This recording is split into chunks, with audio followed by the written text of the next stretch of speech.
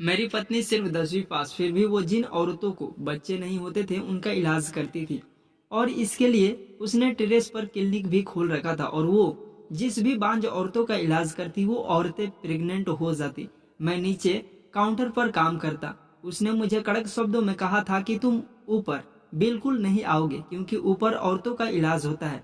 और उसकी ये बात मैंने मान ली, क्योंकि इससे हमें बहुत पैसा मिलता था। पर मुझे हैरानी इस बात की होती कि टेरेस पर सिर्फ वे औरतें ही जाती जिन्होंने बुर्का पहना हुआ होता था।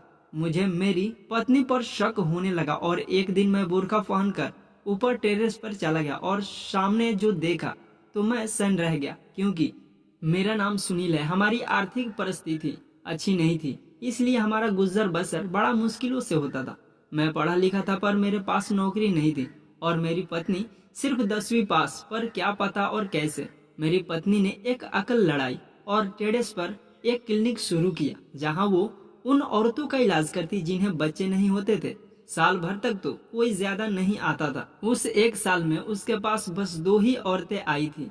पर हैरान करने वाली बात ये थी कि वो दोनों ही प्रेग्नेंट हो गई। धीरे धीरे क्लिनिक भी बढ़ने लगा। मेरी पत्नी ऊपर उन औरतों का इलाज करती और मैं नीचे अकाउंट संभालता था। एक दिन एक पति पत्नी सुबह सुबह क्लिनिक पहुंचे। मैंने उस औरत को कहा ऊपर जाने के लिए और उसके पति को नीचे ही बैठने के लिए। आधे घंटे से ऊपर हो गया था उसकी पत्नी को ऊपर गए हुए, इसलिए वो ऊपर जाने की जिद करने लगा। मैंने उससे कहा कि ऊपर और भी औरतें हैं, इसलिए आप ऊपर नहीं जा सकते। मुझे भी ऊपर नहीं जाने देती मेरी पत्नी। यह सुनकर वह चुप बैठ गया। थोड़ी देर बाद 2 औरतें बुर्का पहने हुए ऊपर टेरेस पर चली गई। करीब 2 घंटे बाद उस व्यक्ति की औरत नीचे आई। मैंने गौर से देखा तो उसके हाथ में कोई दवाई नहीं थी, पर उसके चेहरे पर खुशी जरूर थी। दोनों पति पत्नी वहां से चले गए। थोड़ी देर बाद वो दोनों औरतें भी नीचे आई और चली गई और उन्हीं के पीछे पीछे मेरी पत्नी संगीता भी नीचे आ गई।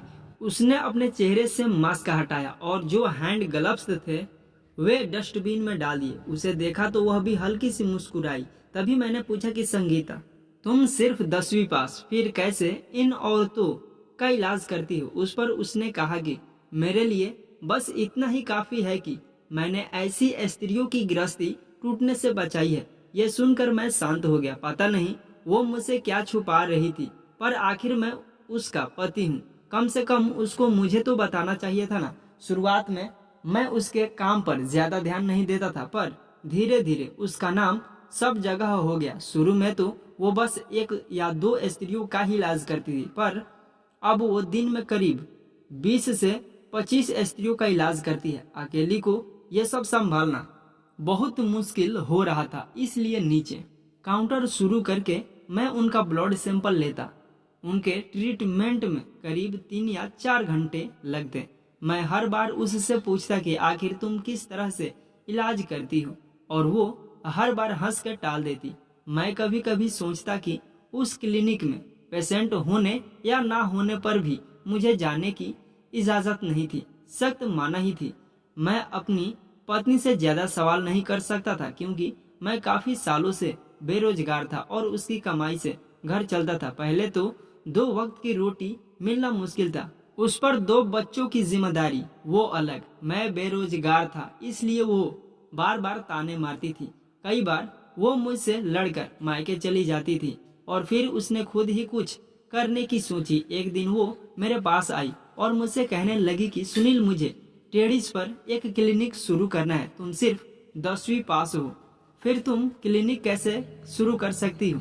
वो बोली, तुम चिंता मत करो, जिनके पति बेरोजगार होते हैं उनकी पत्नियां कोई ना कोई रास्ता ढूंढ ही लेती हैं। मैं मुंह टेढ़ा करके वहां से चला गया। आखिर में उसने टेरेस पर 2 कमरे का क्लिनिक कर ही लिया। उसने कहा कि मैं जिन औरतों को बच्चे नहीं होते मैं उनका इलाज करूंगी। शुरू शुरू में मैंने उसका बहुत मजाक उड़ाया, पर वो अपने इरादों की पक्की निकली। मैं पहले यही सब जानने में लगा रहता कि आखिर वो ये सब कैसे करती है, पर बाद में मैं यही सोचता कि अगर वो ये सब कर भी रही है तो किसके लिए? अपने ही घर के लिए ना। मेरे माता पिता को गए काफी समय बीत गया था। मेरी छोटी बहन प्रिया की शादी को 10 साल हो गए। पर अभी तक कोई बच्चा नहीं था, जिसके कारण उसका पति उसे बहुत परेशान करता और दूसरी शादी करने की धमकी देता। मैंने अपनी बहन के बारे में संगीता से भी बात की, उसने अनसुना कर दी। खैर, इसके पीछे कारण भी था।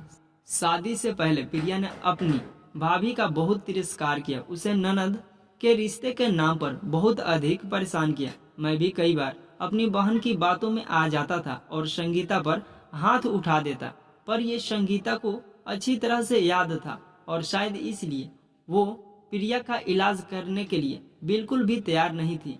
संगीता का क्लिनिक बहुत अच्छे से हमारे पास काफी पैसे आ गया था, पर कभी कभी मैं रात भर यही सोचता रहता कि आखिर संगीता कैसे इलाज करती है। और एक दिन मेरे पास एक बूढ़ा आदमी आया, नींद तक नहीं आती। मैंने उसे नीचे सोफे पर बैठने के लिए कहा और उसकी पत्नी को ऊपर भेज दिया। थोड़ी देर बाद वही दो औरतें बुर्का पहने हुए आई और मैंने उन्हें ऊपर जाने दिया। पता नहीं इन दोनों औरतों को क्या परेशानी थी जो संगीता दूर नहीं कर पा रही थी, क्योंकि वे दोनों रोज क्लिनिक आती थी। 3-4 घंटे बाद वो औरतें नीचे आई और उसी के पीछे पीछे वो दो औरतें भी नीचे आ गई और औरतें जल्दी से वहां से निकलने की तैयारी में थी। तभी मेरी नजर उन दोनों में से एक के पैर पर पड़ी। मुझे थोड़ा शक हुआ क्योंकि उसने आदमी की चप्पल पहन रखी थी। मैंने उससे कहा, आप दोनों कई दिनों से यहाँ आ रही हैं, आपकी जो कोई दिक्कत है वो दूर हुई या नहीं? तभी उनमें से एक औरत बोली, हम यहाँ औरतों का इलाज करने आते हैं। अब मेरी समझ आया कि उन औरतों का इलाज ये दोनों करती हैं और नाम संगीता का होता है। उतने में मेरी बहन प्रिया का फोन आता है और रोते रोते कहती है, भैया कुछ भी करो पर भाभी को समझाओ कि वो मेरा इलाज करे, नहीं तो मेरे पति मुझे तलाक दे देंगे। मैंने उसे बहुत समझाने के बाद फोन रख दिया और सभी औरतों के जाने के बाद अपनी बहन के बारे में बताया, पर उसे कोई फर्क नहीं पड़ा। आखिर वो पैसे कमाने लगी थी, उसकी नज़र में मेरी कोई कीमत नहीं थी। कुछ दिनों बाद प्रिया रोते रोते घर आई और कहने लगी कि भैया कुछ भी करो पर भाभी से कहो ना मेरा इलाज करने के लिए। आज मेरे पति ने मुझे बांझ कहकर घर से निकाल दिया और बहुत जल्द वह मुझे तलाक देने वाला है। ये सब संगीता सुन रही थी, पर उस पर इन बातों का कोई असर नहीं हुआ। मैंने संगीता के सामने हाथ जोड़े और कहा, प्रिया ने शादी से पहले तुम्हारे साथ जो भी किया मैं तुमसे माफी मांगता हूँ, उसको माफ कर दो, उसका इलाज कर दो, वरना उसका पति उसे तलाक दे देगा। तब मेरी पत्नी बोली, हाँ तो कोई बात नहीं, हम प्रिया की दूसरी शादी करवा देंगे, पर मैं उसका इलाज नहीं कर सकती। मैं हैरानी से उससे पूछा, तुम उसका इलाज क्यों नहीं कर सकती? वो बोली, ये मेरी कसम है, मैं अपनी घर की औरतों का इलाज नहीं कर सकती। और वो ऊपर क्लिनिक में चली गई। कुछ दिनों बाद प्रिया का तलाक हुआ और वो हमारे पास आ गई। मुझे संगीता पर बहुत गुस्सा आ रहा था और मुझे यह भी पता करना था कि उसने प्रिया का इलाज क्यों नहीं किया। अब तो प्रिया संगीता का और भी ज्यादा तिरस्कार करने लगी। भैया क्यों भाभी ने मेरा इलाज नहीं किया और वह उस पर नजर भी रखती? मैंने कहा, ये मेरी भी समझ नहीं आ रहा है, पर मुझे कोई रास्ता नजर नहीं आ रहा है। नहीं भैया कोई बात नहीं, उन्होंने मेरा इलाज नहीं किया कि मतलब दाल में कुछ काला है। वह लोगों का इलाज नहीं कर रही हैं, बल्कि तुम्हें धोखा दे रही हैं। पर तुम्हारी आंखों पर तो पट्टी बंधी हुई है। कल तुमने उस बुर्खा पहनी हुई औरत को देखा, वो औरत नहीं आदमी है। जब भी कोई औरत इलाज कराने आती है तो तुम काउंटर पर उसका ब्लड सैंपल लेते हो, तभी वो दोनों औरतें आती हैं।